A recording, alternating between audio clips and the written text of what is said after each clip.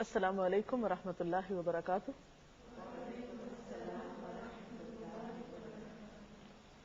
نحمده ونصلي على رسوله الكريم، اما بعد فاعوذ بالله من الشيطان الرجيم، بسم الله الرحمن الرحيم، رب اشرح لي صدري ويسر لي امري واحلل عقدة من لساني يفقهوا قولي۔ ناظرین، آج کی ہماری گفتگو کا موضوع ہے روزہ اور نماز۔ عام طور پر یہ بات دیکھنے میں آئی ہے کہ رمضان المبارک میں بہت سے لوگ روزے کا اہتمام تو کرتے ہیں، سحری اور افطاری کا اہتمام بھی ہوتا ہے، لیکن نماز سے غفلت برتتے ہیں۔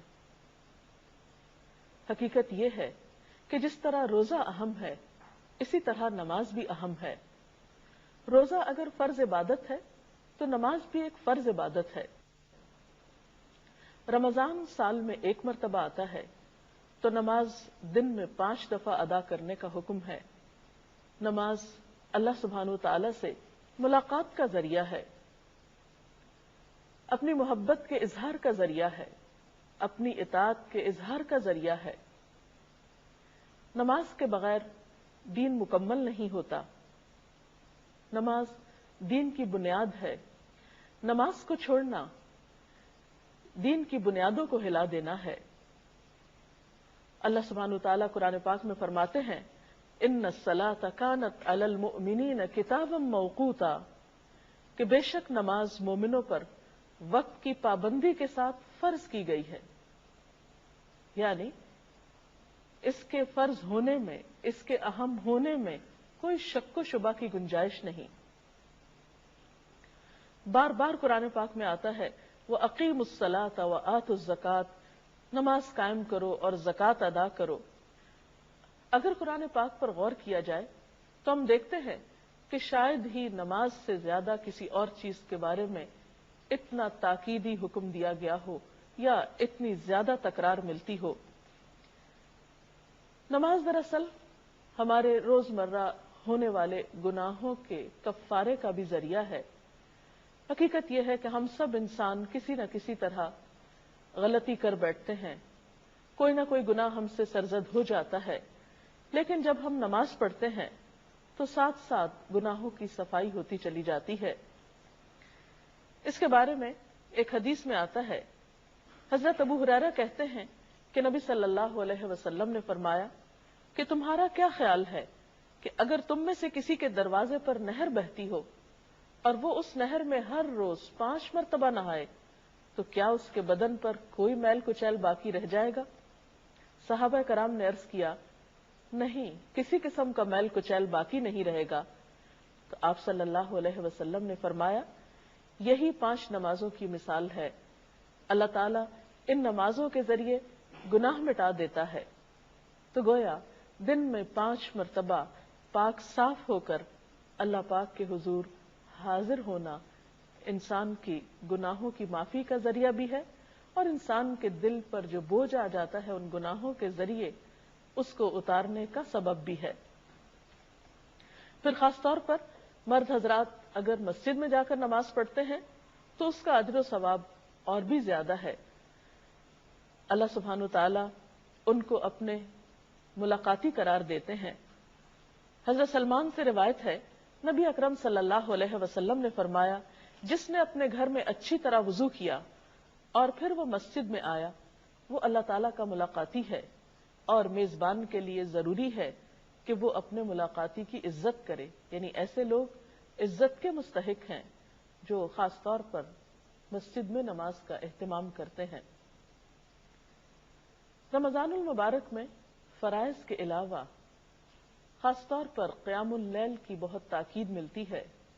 حدیث پاک میں آتا ہے، من قام رمضان ایمانا و احتسابا غفر له ما تقدم من ذنبه، جس نے رمضان میں ایمان اور احتساب کے ساتھ، یعنی خالص نیت کے ساتھ اور اللہ تعالیٰ سے اجر و ثواب کی نیت کے ساتھ رات کو قیام کیا، یعنی تراویح نماز ادا کی، تو اس کے پچھلے گناہ معاف کر دیے جائیں گے۔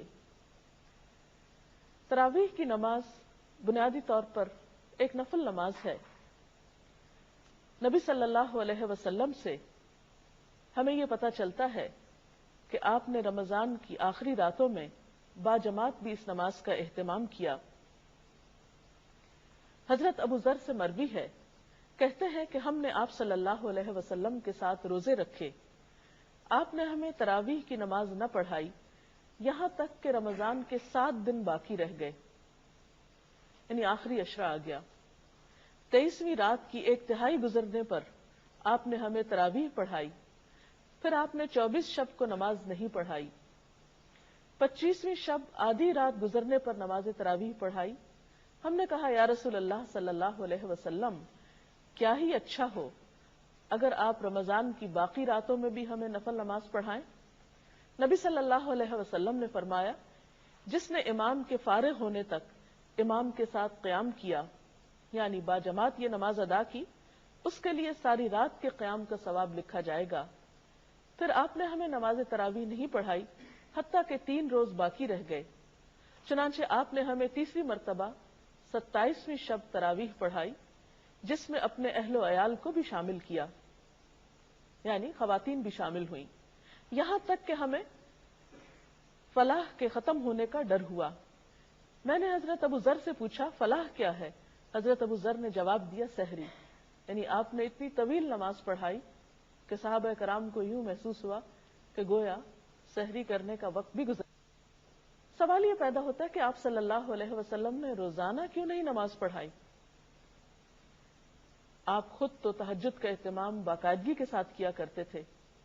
آپ صلی اللہ علیہ وسلم نے 5 نمازوں کے علاوہ رات کا قیام اپنے لیے لازم کر رکھا تھا، لیکن دوسروں کو یہ نماز رمضان کی ہر شب باجماعت نہ پڑھانے کے پیچھے ایک حکمت یہ ہو سکتی ہے کہ اگر آپ ایسا کرتے تو شاید یہ نماز فرض کے درجے کو پہنچ جاتی اور پھر امت کے لیے اس کو ادا کرنا مشقت کا سبب ہوتا، کیونکہ ایک اور روایت سے یہ پتہ چلتا ہے کہ ان راتوں میں لوگوں کا شوق اور ذوق دیکھنے کے قابل تھا، یعنی ہر رات میں پہلے سے زیادہ لوگ نماز میں شریک ہوئے، کیونکہ اس نماز کے پڑھنے کا اپنا ہی ایک لطف ہوتا ہے، کیونکہ خاص طور پر اس میں انسان کو موقع ملتا ہے کہ وہ تراویح میں پورے کا پورا قرآن پاک سن سکے۔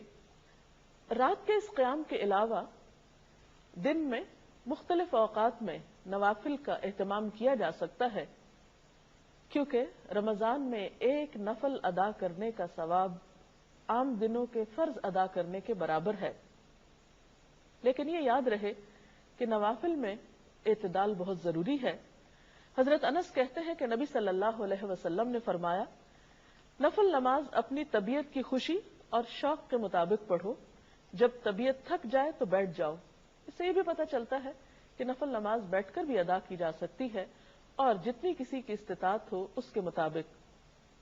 حضرت عائشہ کہتی ہیں کہ نبی صلی اللہ علیہ وسلم نے فرمایا، اپنی ہمت کے مطابق عبادت کرو، اللہ تعالیٰ کبھی نہیں تھکتا، یعنی وہ اجر دینے سے نہیں تھکتا جبکہ تم تھک جاتے ہو، یعنی ایسا نہ ہو کہ تم ایک کام شروع کرو اور اتنا زیادہ شروع کر دو کہ پھر اس کو نبھا نہ سکو، تو یہ عمل پسندیدہ نہیں۔ حضرت عبداللہ بن عمرو بن العاص کہتے ہیں کہ نبی صلی اللہ علیہ وسلم نے فرمایا، اے عبداللہ، تم فلاں آدمی کی طرح نہ ہو جانا جو رات کو اٹھا کرتا تھا پھر اس نے اٹھنا چھوڑ دیا، یعنی انسان ایک کام شروع کرے نیکی کا اور پھر کچھ دنوں کے بعد چھوڑ دے، تو یہ بات درست نہیں۔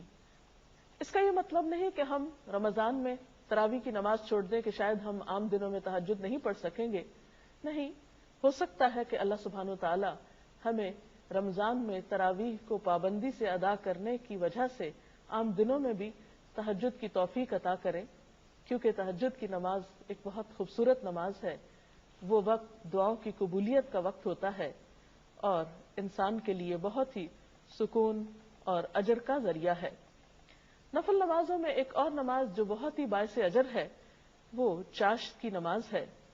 اس کے بارے میں حضرت ابو درداء اور حضرت ابو ذر سے ایک روایت ہے کہ آپ صلی اللہ علیہ وسلم نے فرمایا، اللہ تعالیٰ ارشاد فرماتا ہے، اے آدم کے بچے، دن کے شروع میں میرے لیے 4 رکعت نماز ادا کر، میں تیرے سارے کاموں کے لیے کافی ہو جاؤں گا، یعنی ان رکعتوں کا اتنا اجر و ثواب ہے کہ دن کی باقی بہت سی مشکلات آسان ہو سکتی ہیں۔